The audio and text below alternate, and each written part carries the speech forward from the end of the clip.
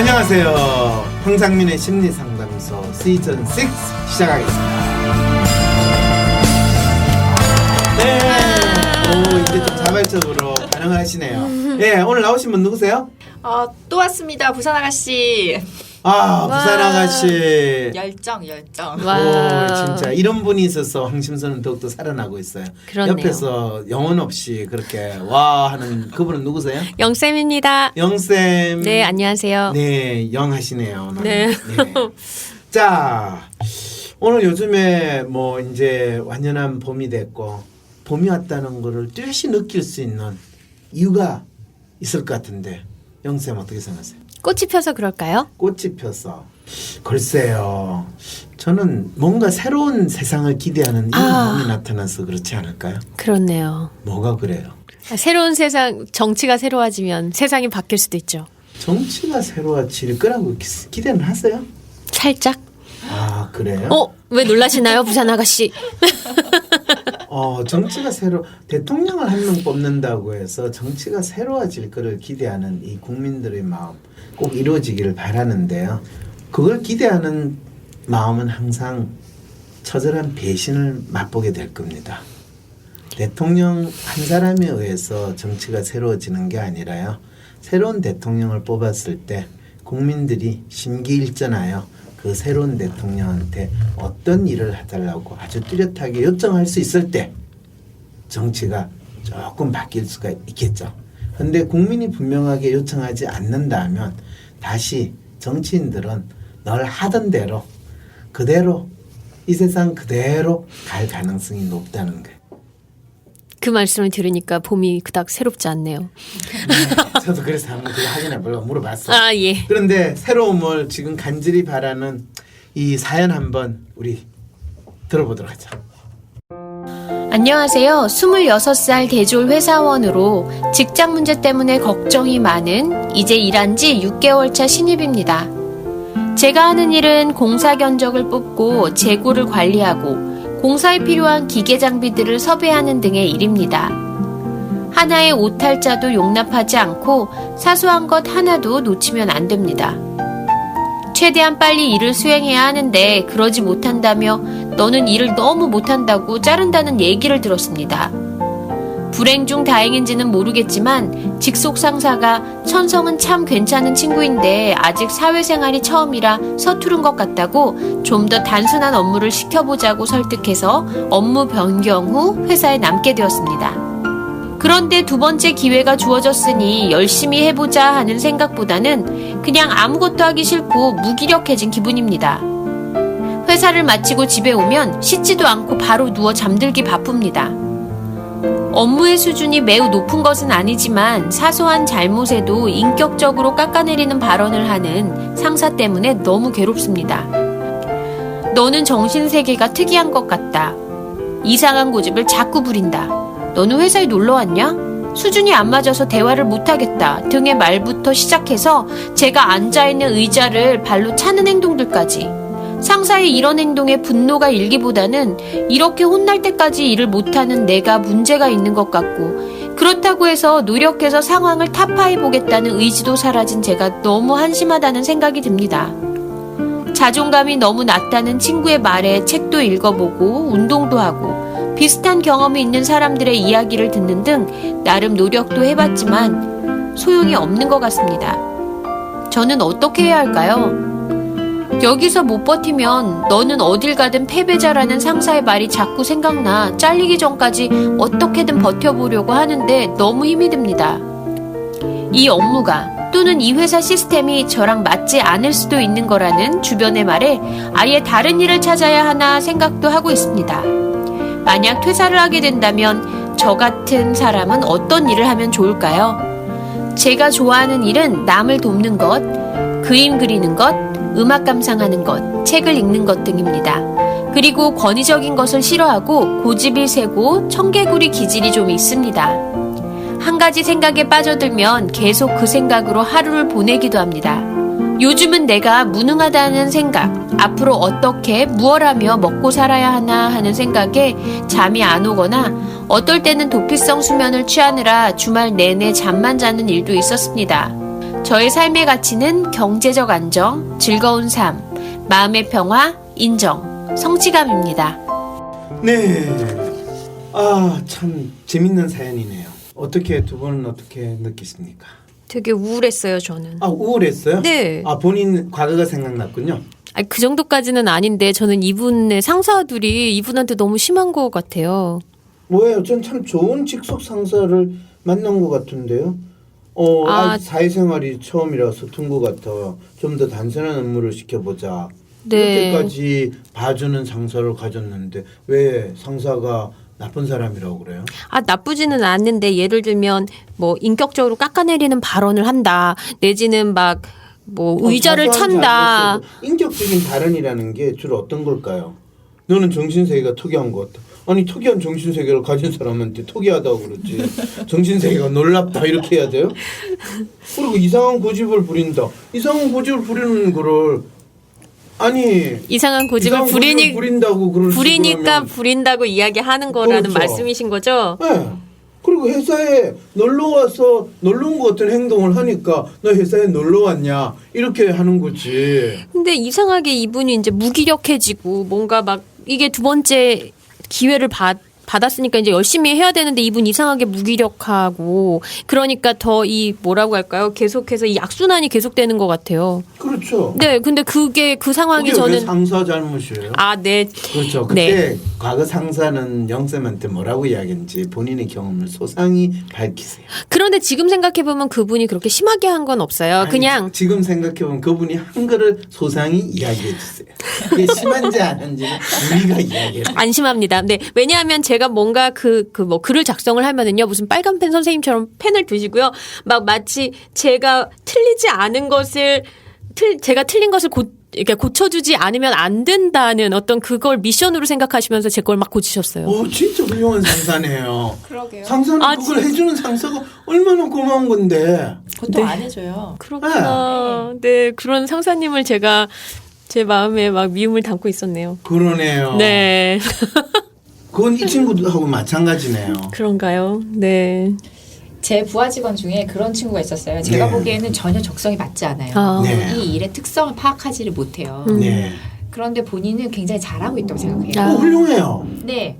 그렇죠. 그러다 네. 보니 이제 상사들의 간섭이나 아니면은 뭐 지적들이 네. 굉장히 부당하다고 생각하는 거더라고요. 아, 이 친구하고도 비슷하네요. 제가 그런 생각이었네요. 그러면. 그러니까. 네, 난 잘했다고 했는데 왜 내 걸 고치지? 그렇죠.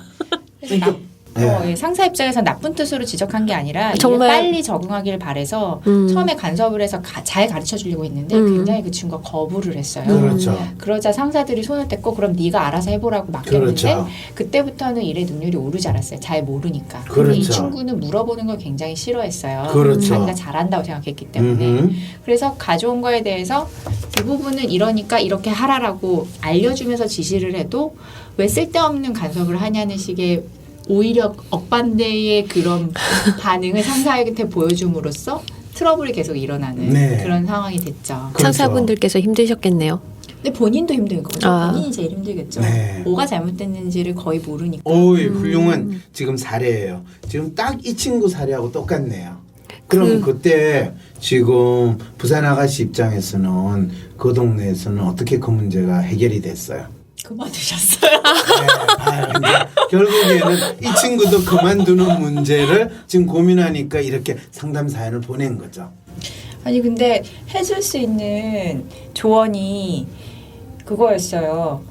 처음에는 잘 알려주는 거였는데 네. 두 번째는 적성이 너무 맞지 않는다라는 말을 해줄 수밖에 없더라고요. 그렇죠. 결국은. 왜냐하면 뭐가 문제인지 모르니까. 그렇죠. 그런데 네가 못하는 건 사실이고 그래서 그거는 너의 인성이나 척성의 문제로 생각하는 게 우리 모두가 편하지 않겠니? 내가 능력이 없는 상사고 인성이 나쁜 상사라서 너를 괴롭힌다고 할 수는 없지 않겠니? 이 상황이 되니까 야 아무래도 너 적성이 안 맞아. 그것만큼 편한 핑계가 없거든요. 그러니까 이제 그만두게 되는 거예요. 이 친구가 정확하게 지금 그 상황에 있고 본인이 그렇게 질문을 하잖아요. 저 같은 사람은 어떤 일을 하면 좋을까요? 마치 자기의 어떤 적성이 있고 거기에 맞는 뭔가를 찾기만 하면 자기는 잘할 수 있을 거라고 생각을 하는 놀라운 심리 상태가 하는 거죠. 사실은 이런 비슷한 문제를 개인 상담으로 찾아오는 분도 있어요. 그럴 때 상담을 하고 나면 이 친구가 자기가 얼마나 착각을 하고 있었다는 거에 대해서 인식을 하게 돼요. 그럼 무슨 착각을 이 사람은 하고 있을까요? 지금 이 사람이 겪는 문제가 자신의 적성이 안 맞아서 그렇다라는 착각 아닌가요? 뭐 그렇게 표현할 수 있죠. 왜냐하면 처음에 시작하는 말도 저는 무슨 일을 해야 할까요? 라는 질문은 마치 어떤 특정한 일이 자기한테 잘 맞고 어떤 일은 자기 적성에 안 맞다라고 생각하는 그 생각을 기본적으로 하고 있다는 거죠. 저도 예전에 그런 그 신입사원 때 이런 약간 비슷한 문제가 조금 있긴 있었는데요. 네.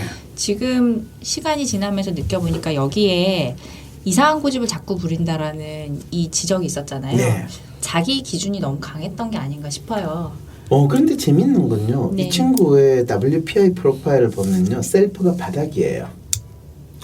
그건 주변에서 계속 지속적으로 지적을 하니까 본인이 위축돼가지고. 그런 건 아닌가요? 그리고 더 재밌는 건요. 네. 이 친구가 매뉴얼이 만빵 높아요.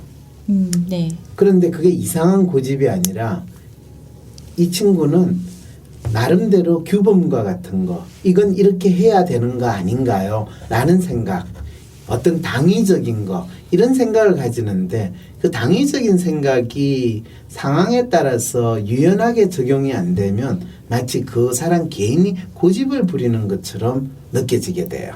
맞습니다. 틀이 너무 강한 거라는 말씀이세요? 그렇죠. 그런데 그 틀은 이래야 된다라고 믿고 있는 거 있잖아요. 본인이. 네, 그게 좋은 상황에서는 저 친구가 예의가 바르다. 저 친구가 상당히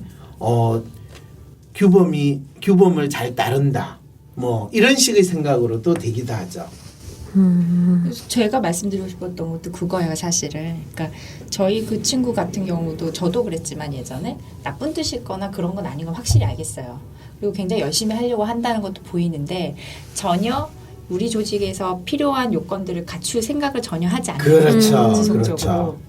그러니까 각자 그 조직에서 원하는 미션이 있고 자기 역할이 있는데 그 역할을 찾지를 못하더라고요. 그걸 이제 뭐라고 그러냐 하면 우리가 일반적으로 믿고 있는 규범이나 틀이 있는데 그 일반적인 규범이나 틀은 그 각각의 구체적인 과제를 수행할 때나 또는 조직 특성에 따라서 변형이 돼야 돼요.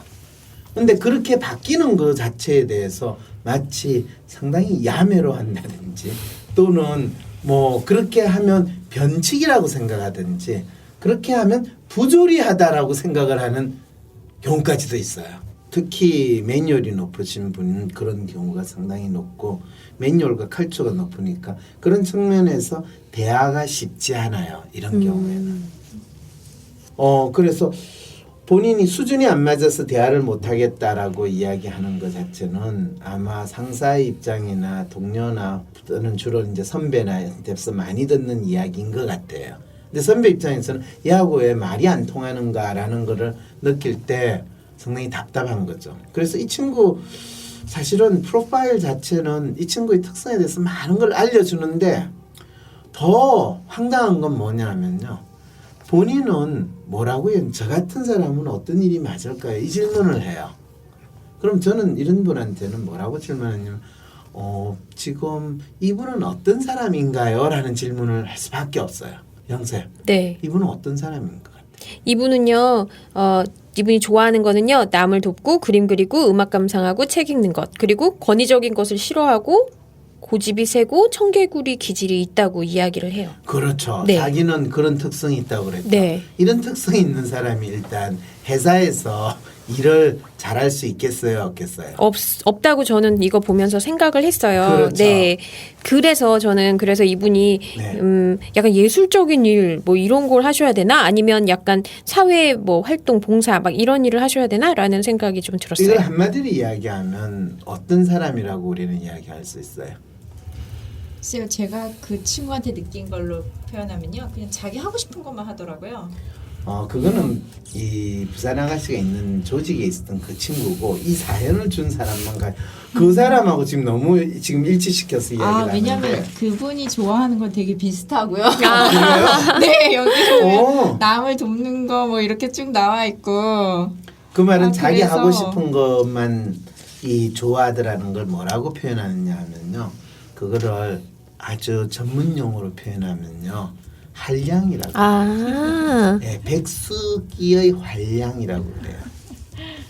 그렇게 하면 이제 그 말이 확 들어와요. 네. 네. 사실 그 말을 하고 싶었어요. 해야지. 그러니까 자기 하고 싶은 일만 하면 놀아야지라는 그렇죠. 거죠. 바로 그거예요. 그러니까 이분은 저에게 가장 맞는 일이 뭡니까라고 물을 때 본인이 지금 소개하는 자기에 대한 이야기는 그냥 백수로 노는 게 딱 맞아요. 이럴 때 본인이 알려줘야 되는 거는 부모가 얼마나 재산이 있는지, 부모가 빌딩이 한두 개 있는지 이거를 알려줘야지 더 잘 본인한테 맞는 거는 빌딩 관리업이라든지 아니면 셔터맨을 할 수 있다든지 이런 이야기를 해줄 수 있는 거잖아요. 그런데 본인이 지금 우리한테 준 정보로는 본인은 백수와 같은 한량으로 지내면 되고 프로파일도 사실은 그래요. 매뉴얼과 컬처가 만빵으로 높거든요. 그러면 백수 한량에 딱 맞아요. 그런데 이 한량은 그렇다고 그 한량은 예술적인 활동으로 성화시키지도 못하고 이 한량은 그냥 말 그대로 놀고 먹는 거예요. 그때 보면은 나름대로 이분은 앞으로 어떻게 무엇 하면 먹고 살아야 하나 하는 생각에 잠을 못 자잖아요. 그렇죠.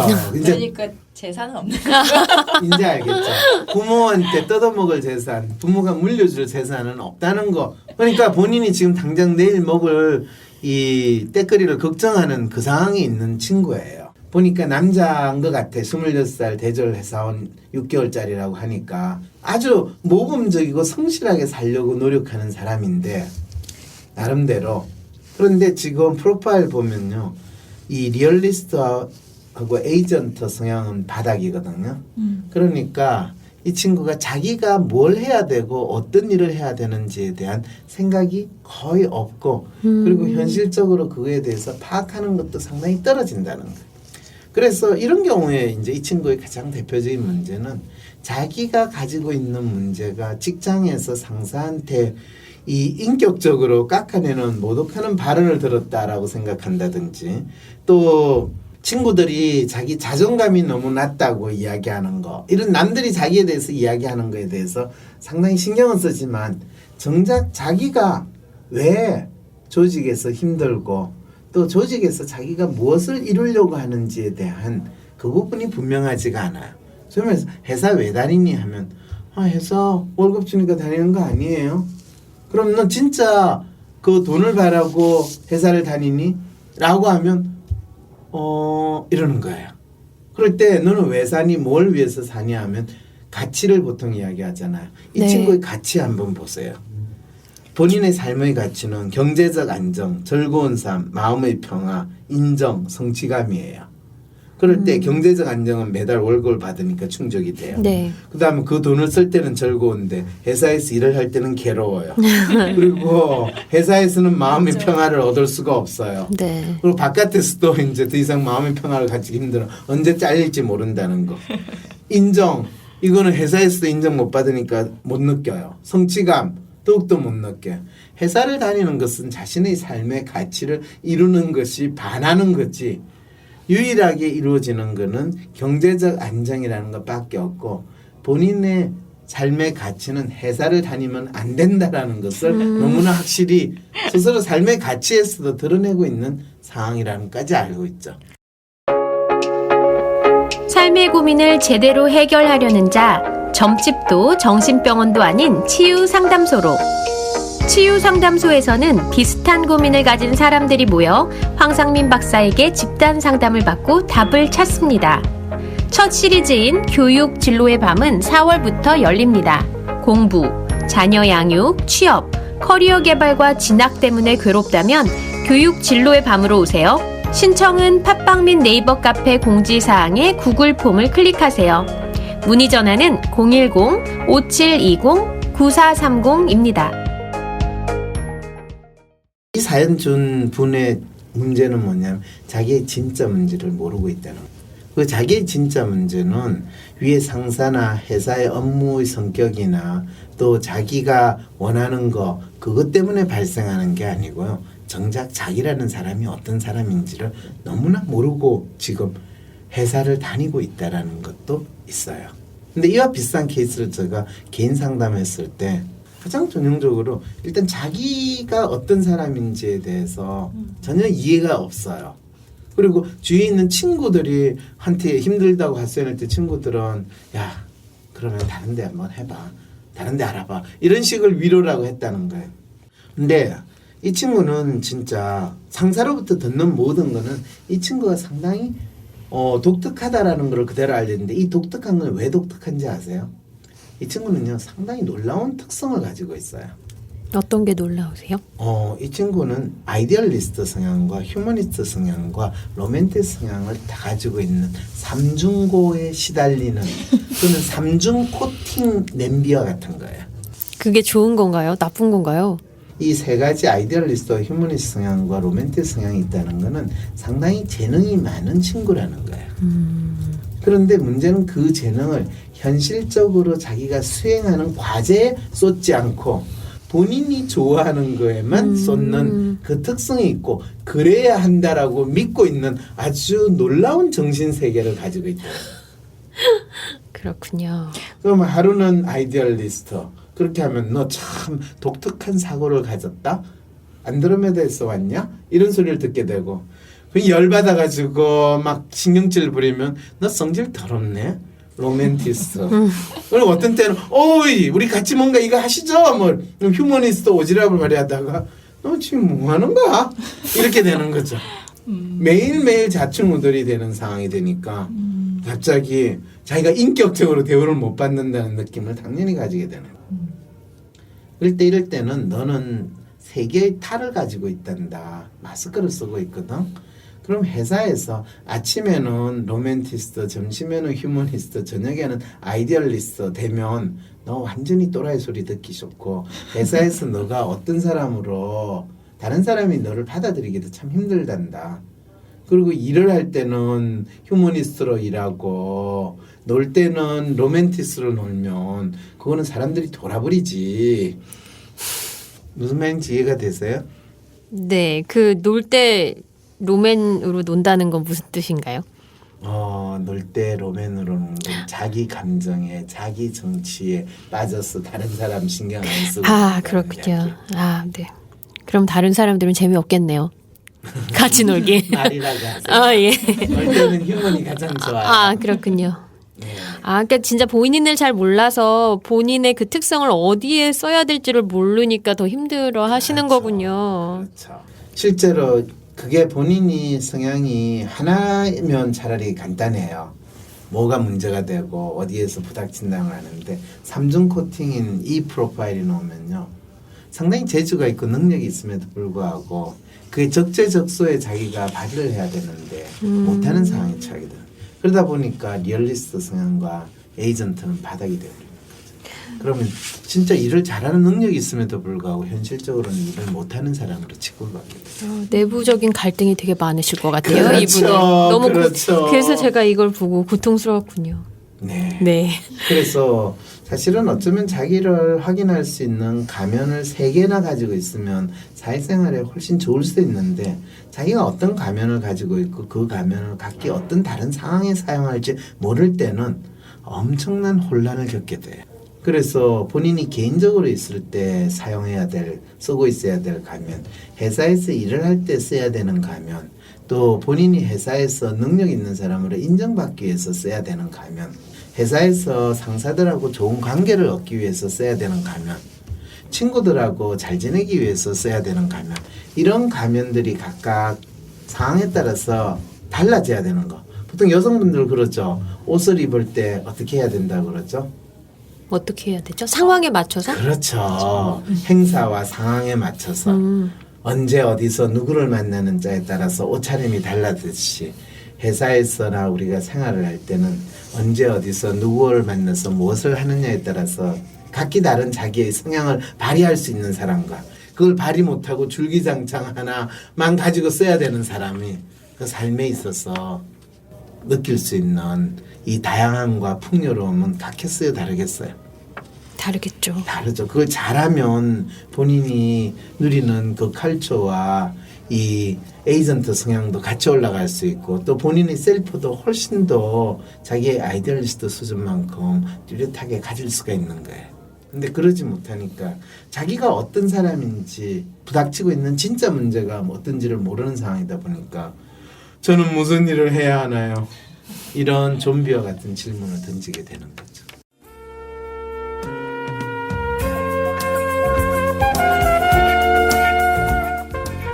위스덤 센터에서 열리는 WPI 기본 과정 워크숍 안내입니다.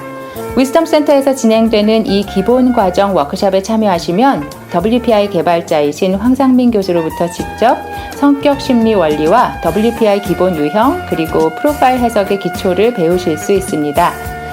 자기 자신을 있는 그대로 바라보고 사랑하고 싶으신 분, 내가 살아가면서 겪고 있는 반복적인 문제를 이젠 풀어보고 싶으신 분, 가족과 직장 동료들과의 관계에서 불안하고 고민이 있으신 분, 자기 분야의 WPI를 활용하고 싶으신 분, 그리고 WPI를 활용한 상담과 코칭에 관심이 있으신 분, 이 밖에도 다양한 필요를 가지신 여러분들께 좋은 배움의 기회가 될 것 같습니다.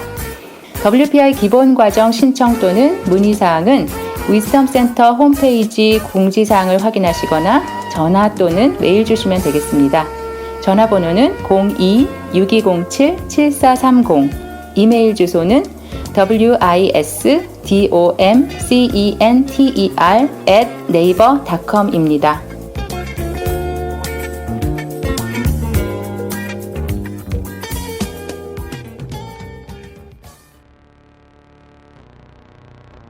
헬조선에서의 심리 독립을 돕는 방송 황심소입니다. 황심소가 더욱 많은 사람들의 심리 독립을 도울 수 있도록 후원해주세요. 방법은 아주 간단합니다. 네이버에서 황심소 골뱅이를 검색해주세요. 황심소 홈페이지 후원하기 메뉴에서 바로 신청 가능하십니다. 여러분, 팟빵 말고 황심소 홈페이지에서 꼭 후원해주세요. 홈페이지 주소는 황심소.modu.at입니다. 안정적인 직장, 번듯한 집과 차, 부자가 되면 행복할 수 있을까? 만약 대통령이 바뀐다면 그분이 날 구원해 줄 수 있을까? 힐링도 위로도 이젠 지친다고 하네.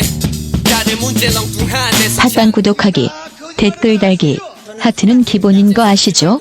유튜브, 페이스북, 네이버 카페, 카톡, 인스타에서도 황심소를 검색해주세요. 더욱 다양한 소식으로 찾아뵙겠습니다.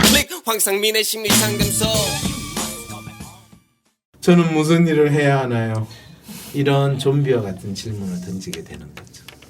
이 상담 무슨 말인지 이해가 되겠어요? 근데 그러면 이분한테 너는 그러면 너 자신을 좀 더 잘 알고 상황에 맞춰서 그 너의 특성을 살려라 이렇게 이야기하시는 건가요? 무슨 일을 해야 할까요? 라는 질문을 했는데 이렇게 그런 이야기를 하시면 그 말에는 이미 네가 무슨 일을 해야 할까요라는 질문 자체는 가짜 문제를 너가 이야기한 거고 너의 진짜 문제는 너가 3중 코팅된 인간이고 3개의 가면을 가진 사람인데 현재 그 가면을 적재적소에 제대로 사용하지 못하고 있는 문제가 너의 진짜 문제란다. 아 감사합니다. 그렇게 요약을 해주시면 더 좋을 것 같아서요. 그렇죠. 네. 박사님 핵심이 뭡니까? 핵심이 뭔가요? 아까 다 이야기했어요. 네. 이렇게 되는 거죠. 네, 알겠습니다. 그러니까 아니 영쌤 말대로 일본 입장에서는 그럴 수 있죠. 그러니까 그럼 너 자신을 알아봐라, 돌아봐라 이렇게 얘기하니까 좀 막연하지 않나? 뭐 이렇게 느낄 수 있다. 그걸 말씀하신 것 같은데 실제로는 너 자신을 돌아보라고 내가 아까 설명 안 했어요. 이 사람이 3중 코팅이고 3개의 가면을 가지고 있기 때문에 그 가면을 각각 어떤 상황에서 써야 되는데 그 본인 사연이라고 생각하면요. 이 사람은 그 말이 무슨 말인지 다 알아요. 자기가 어떤 가면을 쓰고 있을 때 어떤 일을 당했기 때문에 어떤 픽사리가 났는가를 본인은 여기서 자세하게 이야기 안 했지만 다 알아요. 개인 상담을 하면 다 이야기를 그 친구가 하겠죠. 이 친구가 받는 이 피드백 같은 경우는요. 진짜 전형적인 피드백이에요. 이렇게 자기가 가지고 있는 이 성향이 적절한 상황에서 핀트가 안 맞을 때 주위에 있는 사람들이 느끼게 되는 약간의 공격성과 좌절감이 표현되는 거예요. 얘가 지금 뭔가 이상한 짓을 하거나 좀 엉뚱한 상황이 있다는 걸 알려주고 싶은데 말로 해서 안 되니까 의자를 차는 거예요. 이게 인간이라는 동물이 보이는 신기한 행동들이거든요. 말도 할 수 있는데 그럴 때 우리 말로 합시다 이럴 때 그걸 어떻게 말로 표현을 못하는 거예요. 그래서 자기를 안다는 게 그만큼 상당히 복잡하게 나타나기 시작을 하는 거죠. 네. 오늘 나오신 분 영쌤이었습니다. 감사합니다. 큰 깨달음을 또 얻은 부산 아가씨입니다. 네, 안녕히 계세요. 안녕히 계세요. 총괄의 서재영, 편집의 천천이었습니다.